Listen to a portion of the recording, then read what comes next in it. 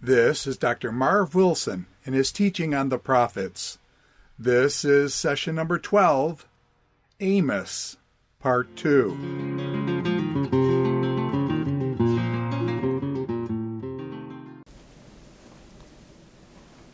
All right, it's time to begin. Let me pray for your day, for our class. Lord, every time we open your word, we are challenged anew. We recognize that you give us a lifetime for growth. Even your people of old had an awful lot of growing to do. We thank you that you stay with us in our ups and downs of life. Thank you that your word becomes a guide for our life. We confess that human philosophies and passing fads are ephemeral, they're temporal, they're heuristic, they're rapidly disappearing and new things emerging. We thank you that we stand on a rock. We thank you that you are our fortress. We thank you that the imagery we have in Scripture is that you are enduring, and indeed you are eternal. For that we thank you. We pray that our confidence then today will be in you, not in us. We thank you for the faith that you've given to us. We pray that you would increase our faith. And we pray that your word will have an important part to do with that. We ask for your guidance this hour through Christ our Lord. Amen.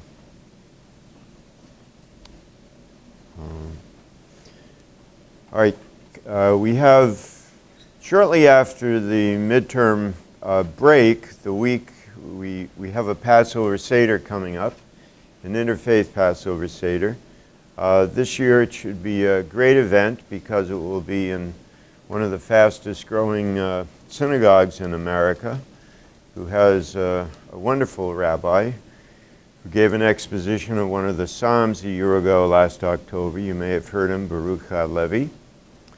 And he is very dynamic, and he has asked the Assembly of God musicians from a church here in the North Shore, their worship team, to work with him for the music on the Seder. So that should be great. The last Seder we did at North Shore Community College not only was a great celebration of freedom and release from bondage with all of the foods and all of the liturgy appertaining thereto, but the rabbi said, "Time to dance, we're free." So it's one of the biggest celebratory dances. I've been to over 50 of these Seders over the years. So it should be a good musical Seder in a beautiful new synagogue in Swampscott. If you want to bring friends, you're welcome to do that. I'll pass out the sheet in another class or two. There'll be a special rate for students. It will include the evening meal as part of the Seder. All right, back to where we left off. Amos, the prophet of social justice. Amos, who speaks out against crimes against humanity. Amos, the guy who chaperoned sheep all day long and was very disgusted with the rich becoming richer and all kinds of religious activity going on around him, and yet society was corrupt. And for Amos, there was a difference between outward religion and ceremony and ritual and people who lived the life in the inward spiritual capacity, caring for others around them, living indeed godly lives that were outward looking rather than it's all about me and padding my nest, decorating it with ivory. Now, His words then sting to the northern kingdom as he's delivering these messages a number of decades before the northern kingdom is to fall in 722, 721. I left off the class last time indicating that these 8 judgments, 6 upon foreign nations, the last 2 on Judah and Israel, are how he begins the book. This material dealing with foreign nations is quite typical of prophetic literature. You can look at Ezekiel, you can look at Isaiah, and several other of the prophets that have special sections delivered to foreign nations. Again, one of the themes we already picked up in Jonah, God has an international morality. And it's not just his own covenant people who are to live ethically and responsibly, but God desires those in the whole region in which Israel lived to live the same way. So, as he calls out these nations, I indicated last time he does so with the climactic effect for 3 transgressions, yes for 4, to indicate the bubble is ready to burst. Crime upon crime, saturation, the increase to indicate for so many crimes, so many of these acts of inhumanity will result in, and the second thing for each of these nations, fire, which is a symbol of judgment. Probably a symbol of war. God says, I will send fire upon the walls of Gaza. I'll send fire on the walls of Tyre. I'll send fire to the walls of Rabbah, which is in Ammon, directly east of the Jordan Valley. I'll send fire upon Moab. And, 2:5, I will send fire upon Judah and consume the fortresses of Jerusalem. Of course, here he seems to project out several centuries to 586, when eventually the southern kingdom will be taken captive.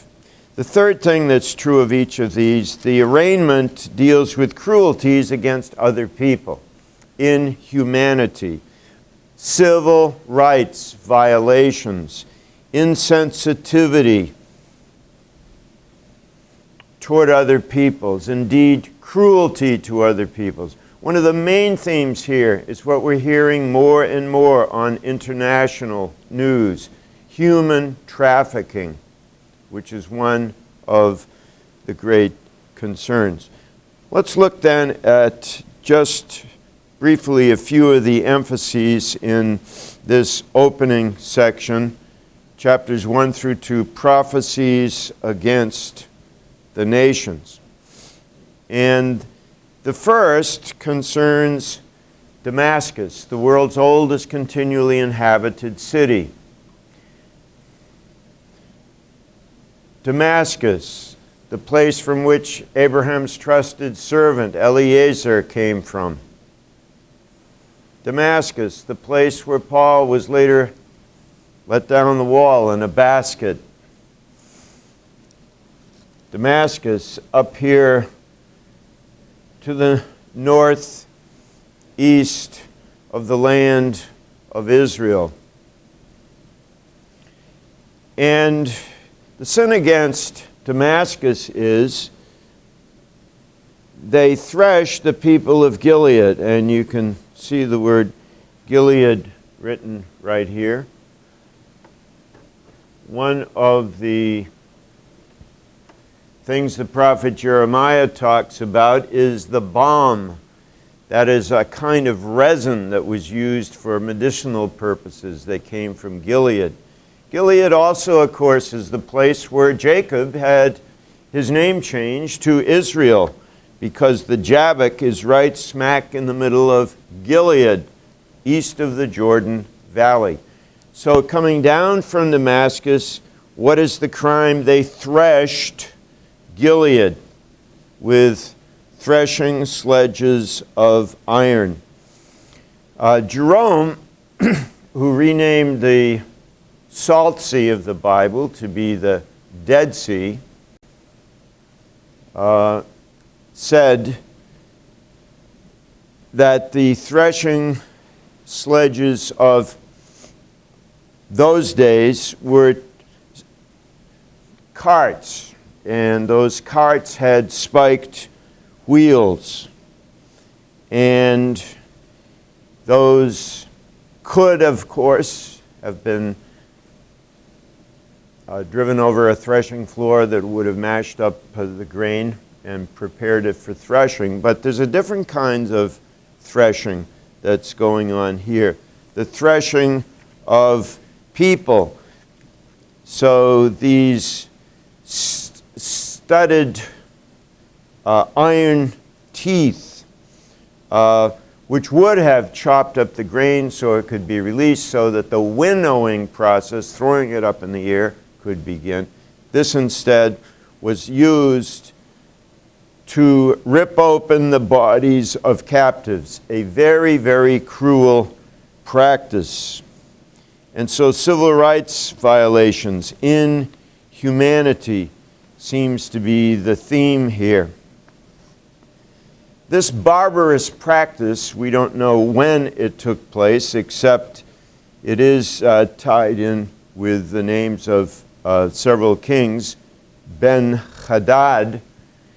Hadad means to thunder. In fact, the word is used in the prophets for the waves that crash into the shores of the Mediterranean coast in Israel. And H-A-D-A-D is also the name of one of the deities in that northern part of the land. So the name was apparently picked up and is used for the leaders of that territory. The fortresses of Ben-Hadad, who was a son of Hazael. So, I'll break down the gates of Damascus, is the word. The second concerns Gaza, which is verses 6 through 8. If you do some research into the origin of the word Gaza, apparently our word gauze in English comes from Gaza, which grew there along the coast, down in Philistine territory. There was a city of Gaza right along Route 95, hugging the sea coming out of Egypt along the Via Maris.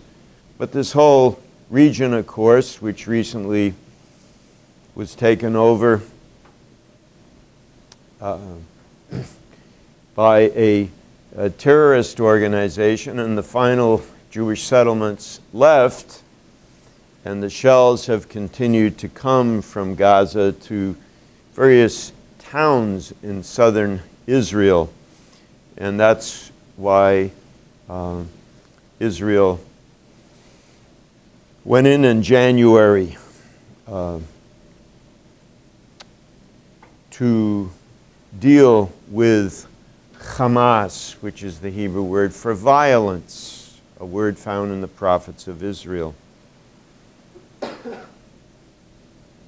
These people that lived astride the Mediterranean, which in Bible times is where the Philistines settled. The Philistines came from the sea. They are often referred to as the sea people. And what is the crime against the Gazans? This was a commercial city, major commercial city on the way to Egypt and facing the Mediterranean. They apparently engaged in wholesale traffic in slavery. Men, women, young children. And that seems to be the crime for the Gazans.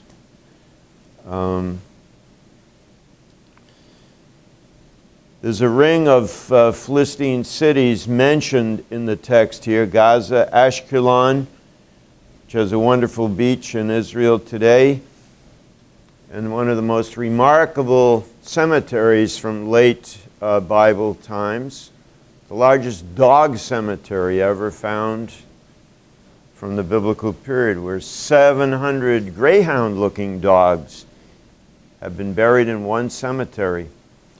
And people wonder, why were dogs all buried in that cemetery? Some archaeologists surmise, and that's how discovery has to lead eventually to suggestions on how do we interpret the data after we observe it and analyze it, classify it. Some scholars believe that in the ancient world, the saliva of dogs had medicinal value. You know, it's a story in Luke's Gospel, the rich man and Lazarus speaking about wanting the dogs to come and lick his sores. We don't know exactly, but all these dogs were all buried in the Gazan cemetery there at Ashkelon. There's a whole story on that in Biblical Archaeology Review. North of there is the largest port in Israel today, Ashdod. Again, another Philistine city. And Ekron. So all along these coastal cities, the word is these cities are going to be destroyed because of engaging in wholesale traffic and slavery. They did not spare the helpless. They were just interested in the revenues from slavery. And they were sold to Edom as a middleman directly to the southeast. The next emphasis in verses 9 through 10 concerns the Tyrians. And you go directly north of Mount Carmel. You come to Akko, which is a great port city, which particularly during the Turkish period has some terrific archaeological remains there. Paul sailed on one of his missionary journeys from Akko, sometimes spelled Accra, or Ptolemais. After King Ptolemy was settling down in Egypt, one of the generals of Alexander the Great, that name Ptolemy was important because the land of Israel was controlled by the Ptolemies until one of the greatest battles that most Christians are not aware of that happened in 198, right smack up here near the border. There's a place called Banias today, Caesarea Philippi, according to the New Testament. And at that 198 battle, the Seleucids, the Syrian Greeks, whipped the butts of the Ptolemies, who were controlling the land of Israel from Egypt. These are the guys who gave us the Septuagint, because they needed a Bible in Greek. And so after 198, the land is controlled by the Syrian Greeks, and 30 years later you have the event that gives rise to Hanukkah, 168. And the attempt by the Maccabean family to throw off the Grecianizing, Hellenizing, Zeus-centered emphasis in the land. All right, so Tyre famous for its Baal worship. How do we know? Because Queen Jezebel was the daughter of the king of Tyre, and she brought her Baal worship with her big time into the northern kingdom. And that was one of the corrupting influences that earlier Elijah had to deal with. So this Phoenician city on the coast is cited for delivering captives, becoming a middleman for slave trading. The fourth nation mentioned is Edom in verses 11 and 12. Edom, directly southeast of the Dead Sea. Edom, that gets its name from a word which sounds like the word red. And there's a pun. Esau comes out of the womb. He's the first child. He comes out admoni, ruddy, reddish, as well as hairy.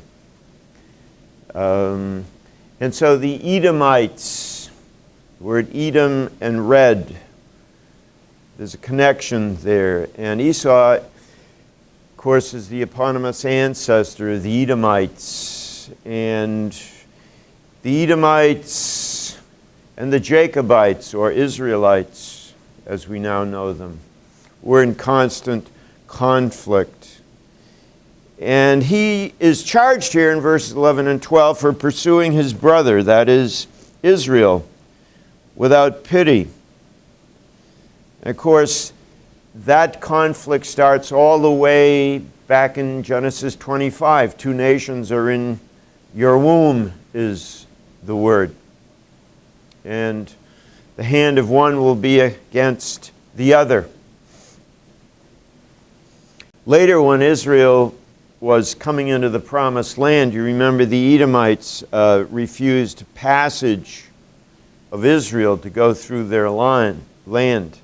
And so they had to make an end run of Edom in order to get into the promised land. And obviously, several centuries later, the whole book of Obadiah, which we will look at in this course, centers around that spirit of inhumanity and lack of brotherliness. The next is the Ammonites, verses 13 to 15.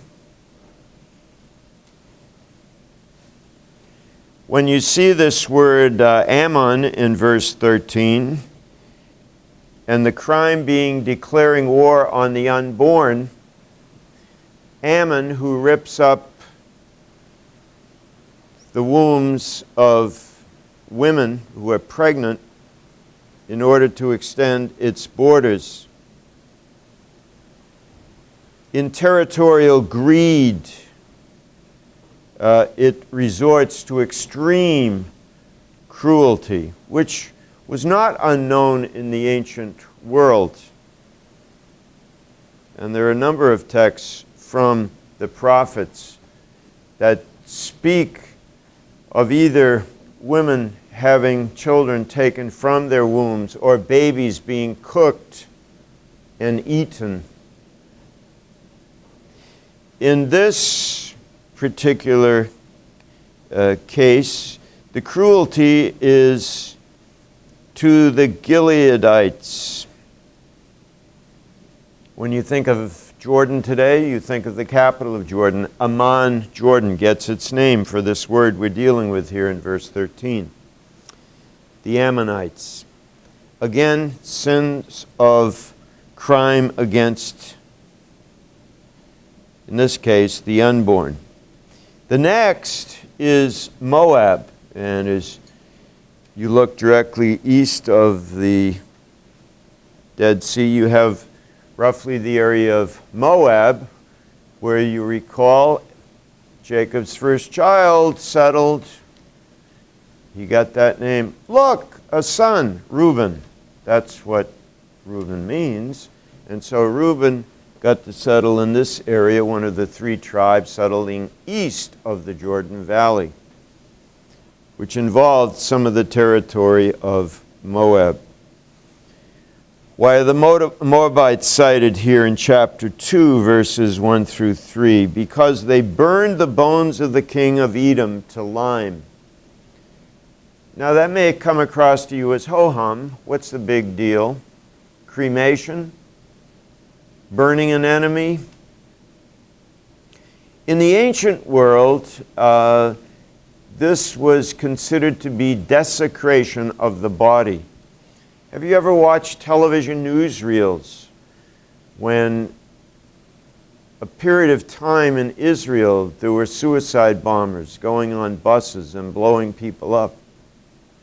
And then you see people from the Orthodox and ultra-Orthodox community out in the streets picking up hair follicles, pieces of skin, things that are up in a tree, collecting all of the human remains.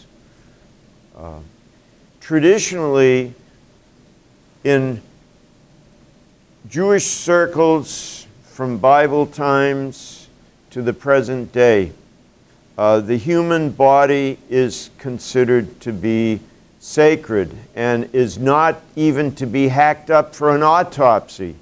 We have stories in modern Israel of people undergoing autopsies and black-coated Hasidic Jews coming in, grabbing the body from off the table and running out the door with it because they forbid destruction in any way or defacing in any way of the body. Now, modern, secular, Reformed Jews have a much different attitude about that. They believe in progressive thinking, they believe in medical advancement, donating organs to improve the human condition. But traditionally, burning reflected that desecration of a body. It was a great sacrilege in the ancient world. Something a little bit more difficult for us to get our hands around. But let me give you one example. Under the streets of Rome, we have 550 miles of underground passageways. We call those today the Catacombs. And the origin of the Catacombs, where they dug under the streets of Rome, the particular kind of lava was soft and it was diggable.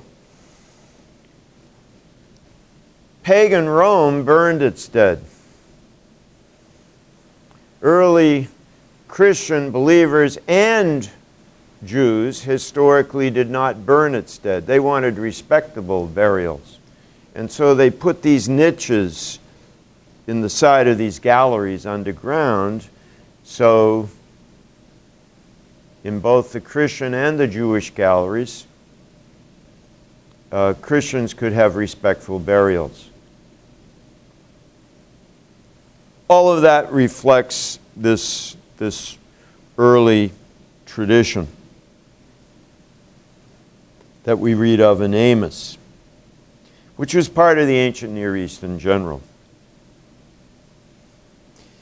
After Moab, we come to Judah, verses 4 and 5.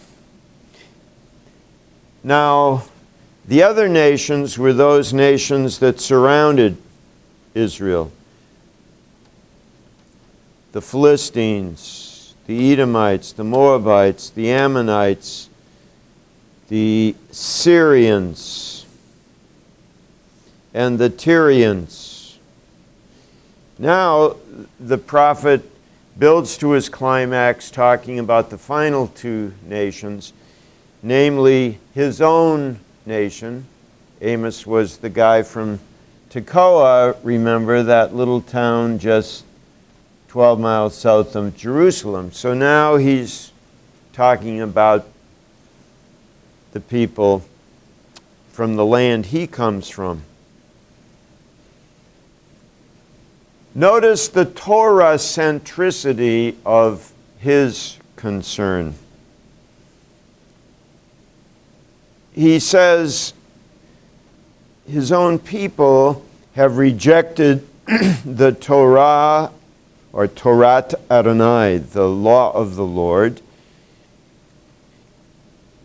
they have not kept its decrees, and they have gone after false gods. The gods that their ancestors followed.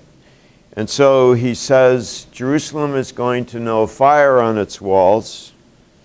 And of course, if you've ever studied the history of the city of Jerusalem, how many times it's been built and destroyed and built and destroyed. Other times it's been attacked or surrounded and not destroyed, like in 701 under Sennacherib, when Hezekiah was preparing for the siege, but it never happened. So, not keeping the commandments. The sin then for Judah was religious apostasy. And again, the prophets call people not to march to a new drumbeat, and this illustrates this perfectly. They simply call Israel and Judah and all of those people within the covenantal family really back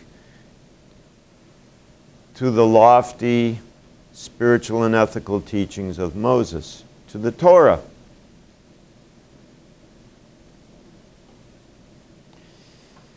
The indictment for Israel is a little more detailed, and that's our eighth nation in verses 6 through 16. For 3 sins of Yisrael, the one who struggles with God. The northern kingdom. And again, keep in mind, we are dealing here with Amos's message to the northern tribes. And we begin to see very carefully the indictment is for selling the righteous for silver. Probably the righteous people are being sold as slaves, and the needy for a pair of sandals. Again, there's a particular concern for the economic have-nots of Old Testament society. And people here in their greed are trampling upon the poor. That's a powerful metaphor, 2:7. The people in the northern kingdom, only self-centered, trample on the heads of the poor. They deny justice to the oppressed, which essentially means justice goes to the highest bidder. The law code of Moses has a commandment, justice, justice you shall pursue. And so the poor are being denied justice. And being here either sold into slavery for very, very little because of the greed of the rich, where a poor man could sell himself to another to get out of some kind of debt. Shows you what a human being would be worth, very, very little. And so trampling on the heads of the poor, that's self-aggrandizement, not humble or meek, but people who are power hungry. And this is what the prophet speaks out against. He touches in verse 7 on temple prostitution. Has this happened before?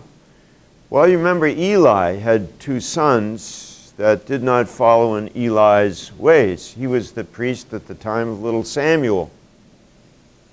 And during that time, prostitution was carried on with women right at the entrance to the tabernacle, says the book of 1 Samuel. And in this particular case, whether this is temple prostitution or family prostitution, it talks about father and son using the same girl. Now, prostitution was big time in the northern kingdom. Read Hosea, which we'll be studying next. Adultery, whoredom, all kinds of words are used for the northern kingdom because of Baal worship, which was sacred prostitution. It was a fertility religion. So the language here seems to reflect what Amos goes into in much greater detail. I'm interested in verse 8. It says, they lie down beside every altar on garments taken in pledge. Here's how, if people knew the law of Moses and really sought to apply it, let me read Exodus 22, 26, and 27. These are the pajamas of the Old Testament, as close as it comes. If you take your neighbor's cloak as a pledge, that is, it's a form of collateral. If you take your neighbor's cloak as a pledge, return it to him by sunset, because his cloak is the only covering he has for his body. What else will he sleep in? When he cries out to me, I will hear, for I'm compassionate. Exodus 22, 26, and 27. Apparently what was happening here, garments were taken in pledge of an obligation, and they were supposed to be returned at sundown. Even in the middle of the summer, if you're in the hill country of Judah, it cools down every night, and you have to sleep on an average night, unless there's the hot Khamsin coming in off the desert, you have to sleep with 2 blankets. And so that would be inconsiderate even for a poor man if he did not have a covering for the night. And so it was supposed to be returned by sundown for protection. You consider the poor man. Give him his cloak back for protection during the night.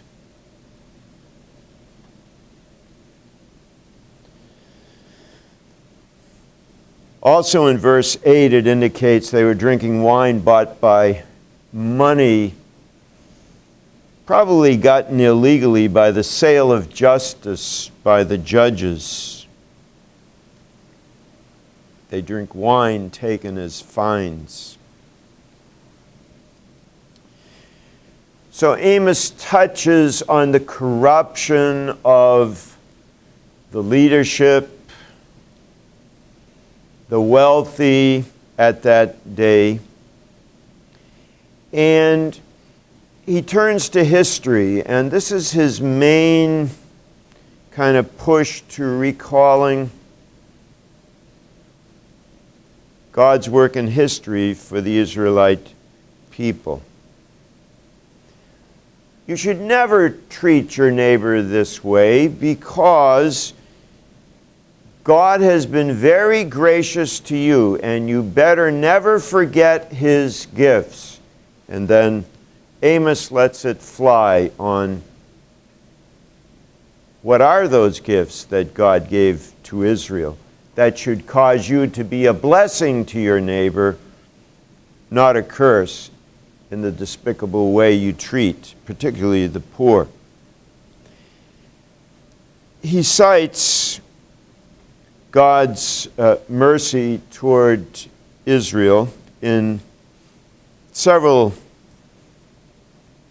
places, particularly from the Torah. Verse 10, God says, I brought you up out of Egypt.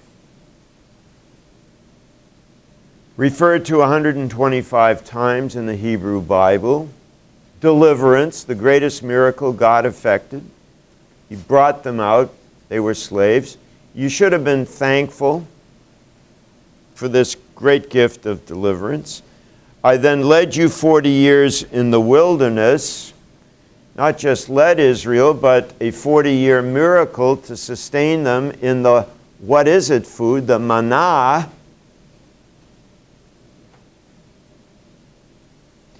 a great gift. And then I brought you into the land of the Amorites, according to verse 10. A-M-O-R-I-T-E. In Genesis 15:16, God says to Abraham, in about 4 generations, when the sin of the Amorites is full, that's when you're going to get your land. People who, excuse me, people who were over in the Tigris-Euphrates area and looked west, the word Amorite means westerner. And those who are west of the Tigris-Euphrates area, and in this case the Canaanites, are synonymous with the Amorites. So coming into this so-called land of promise meant God enabling Israel to take possession of the land of the Amorites. He describes them here in verse 9, before God destroyed them, as if they were tall as the cedars and strong as the oaks. There's the shepherd prophet now drawing on nature. These Amorites were exactly like the spies reported. We were like grasshoppers in their sight. Their cities went all the way up to heaven. Impossible. Humanly speaking, Israel was not a trained military people. They were a ragtag group of shepherd farmers that had come in off the desert, and God effected this great gift. And because he treated people with compassion and love and gave them their land in faithfulness and in accordance with what he said to Abraham, Isaac, and Jacob, you ought to treat others with kindness because I have been gracious to you. The third thing he mentions, besides Exodus, preservation in the wilderness, giving them the land of Canaan, he says, I raised up the prophets from among your sons. Again, how do you become a prophet? God says, I raised them up. It's sui generis. It's a unique thing. God brought the prophets, and of course Amos was a prophetic voice. And then he also mentions the Nazarites. Nazir, N-A-Z-I-R, is Hebrew for to consecrate, to dedicate. And so literally the Nazarites that we first read of in Numbers chapter 16, people whom you remember abstained from grape products, raisins, wine,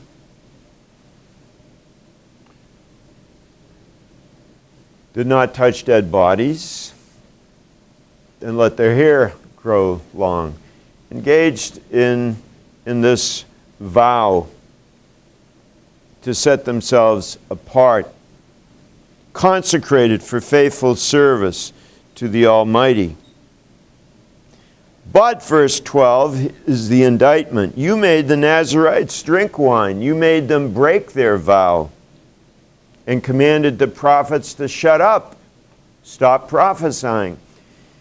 Basically, God is saying you have these people around here, but you have mistreated them and maltreated them and have caused them to not function for the good of the community for which I raised them up.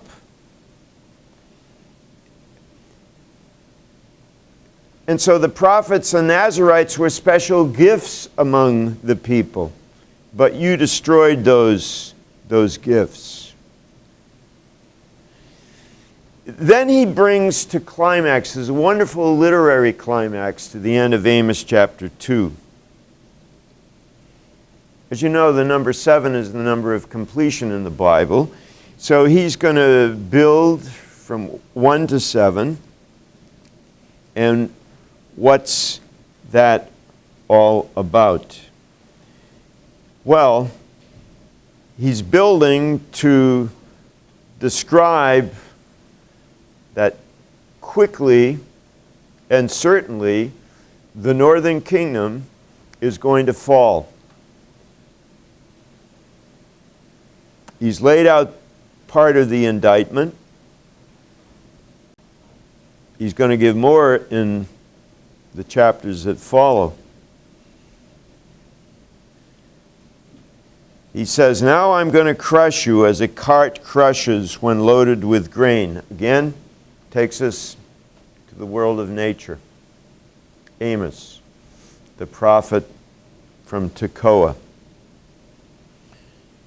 And then he comes up with these 7 words. The swift will not escape. The strong will not muster their strength. The warrior will not save his life. The archer will not stand his ground. The fleet-footed soldier will not get away. The horseman will not save his life. And then number 7, the bravest warrior will flee naked on that day. On that day. Bayom hahu. On that day. What day? That literary expression, in that day, usually refers to a day of judgment.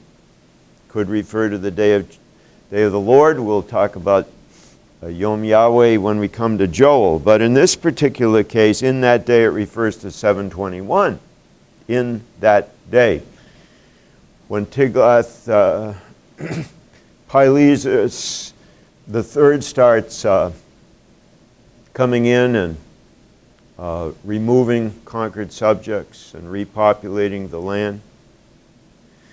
Then Sargon, Shalmaneser V comes in. And then finally Sargon II finishes the job, 721. This is what he is alluding to, the final days of the overthrow of the northern kingdom. Why 7? Complete destruction. And never again would the northern kingdom be a powerhouse.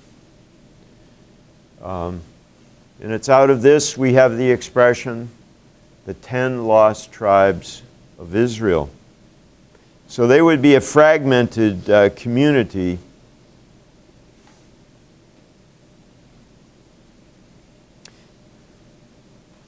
The second main part of the book, notice the word Shema, S-H-E-M-A, means hear, listen.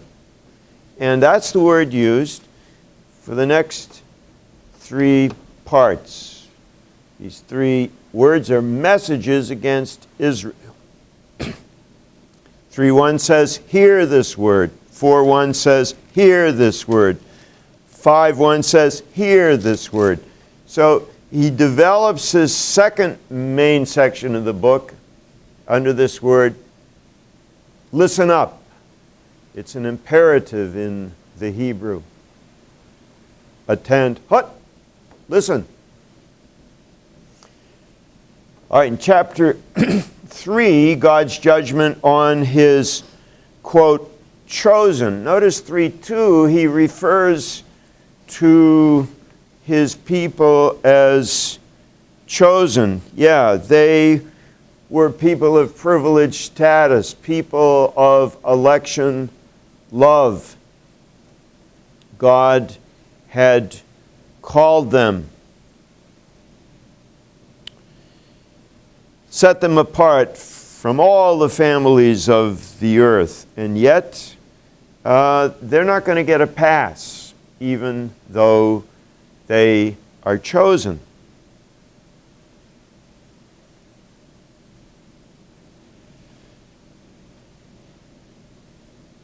He talks about bringing them up out of Egypt, and yet their sins cannot be ignored. He then enters this very effective next section with a battery of rhetorical questions. A rhetorical question is a question intended to elicit not an outward response, but it's to be answered in your mind. And what he does here is say, every effect has its cause.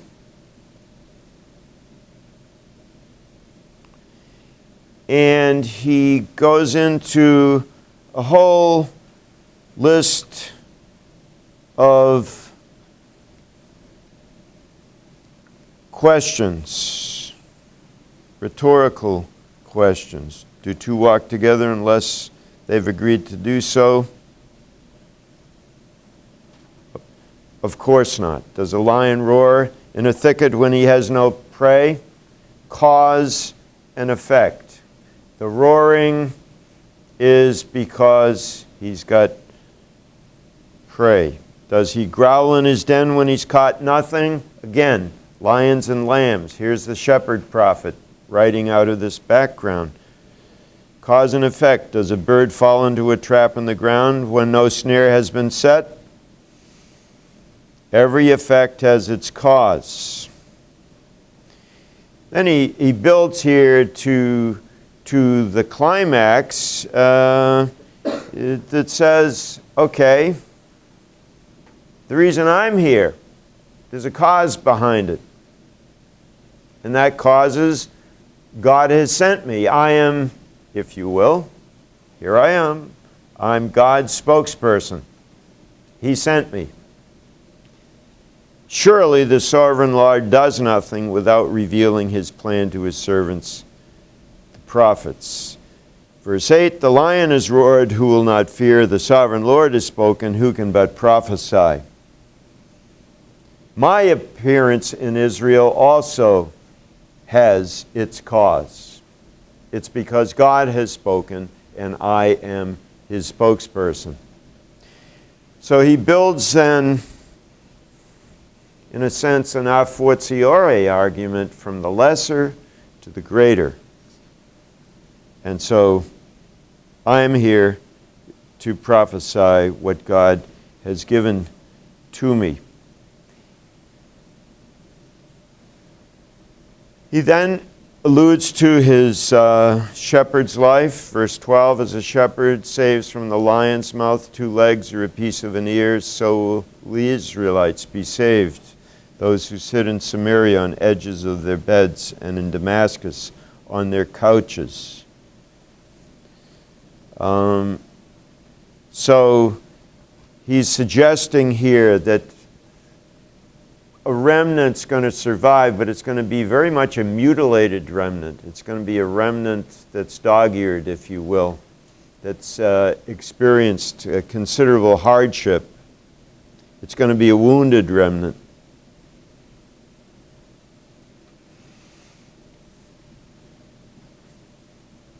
Some have suggested because the rich of Damascus may have been so rich, some of them even had homes extending up into Damascus, because you notice in 3:12 he talks about those who not only are sitting in Samaria, but those all the way up in Damascus. Maybe their riches extended all the way there. He builds to the end of chapter 4 by talking about the altars of Bethel are going to have the horns of the altar cut off. And by horns of the altar, this simply means the Mickey Mouse type ears.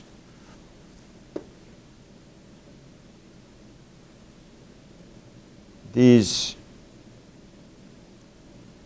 rock-like projections on a stone altar are the horns of the altar. We have several examples of these, one in Beersheba and several other locations in Israel. A keren, or a horn, is simply a projection. And one of the great mistranslations of the Bible happened when the Vulgate was being translated.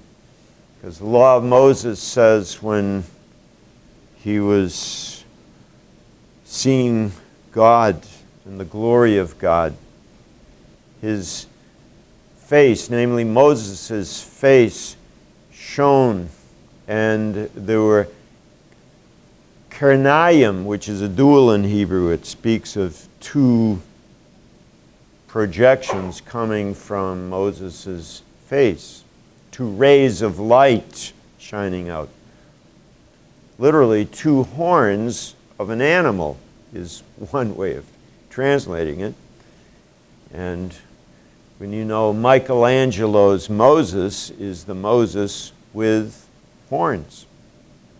And that's how that was translated. But the idea was he was radiating light from his face, two projections of light.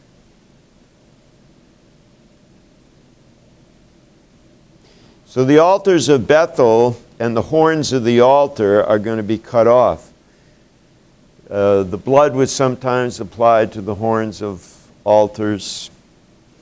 Horns of altars could be used also as a place of immunity, as it is used in Adonijah, who sought asylum there. He thought he was going to be David's son that was going to reign instead of Solomon.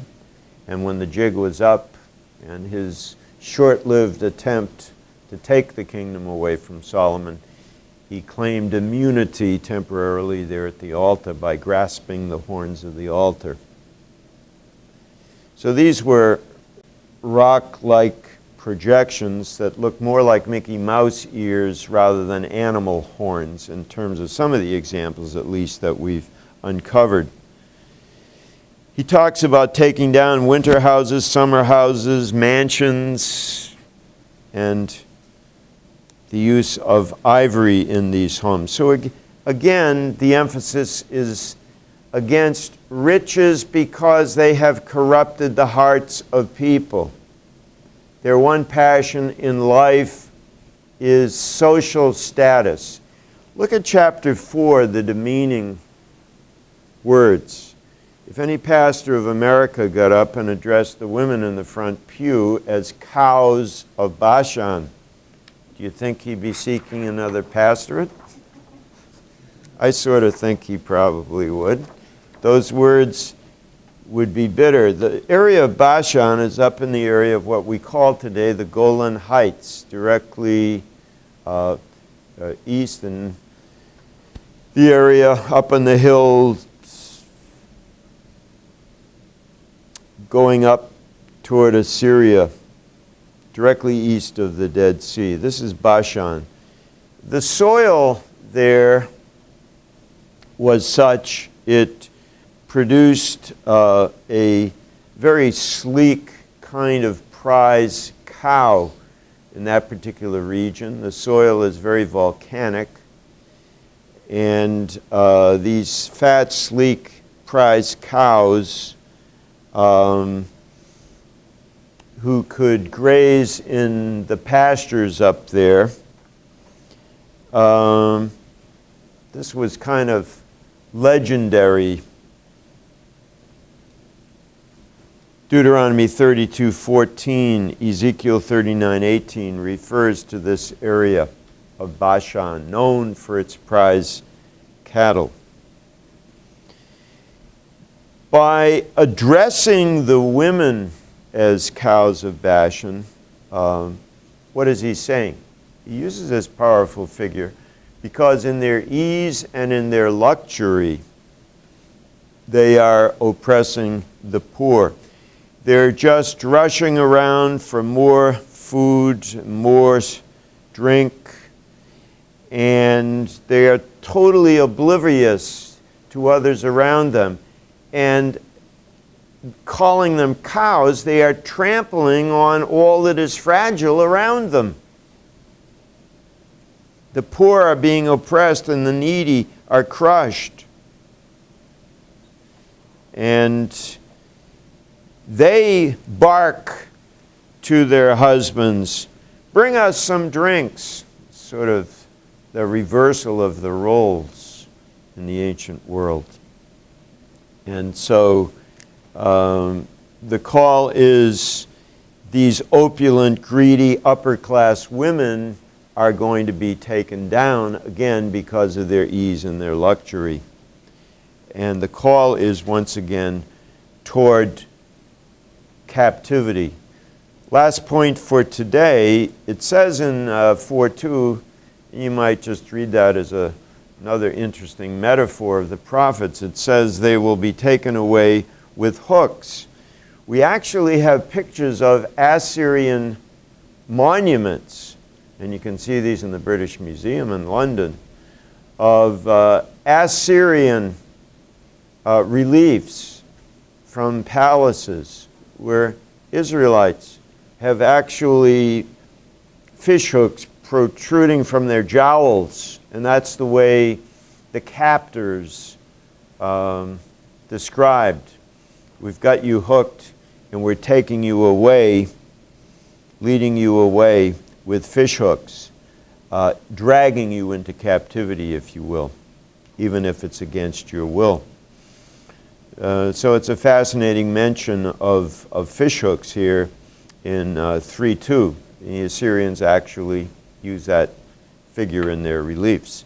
All right, that will be it for today. And next time we'll get well into finishing Amos and hitting more high points.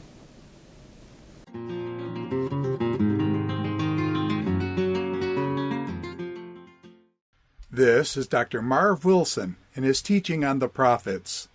This is session number 12, Amos, part 2.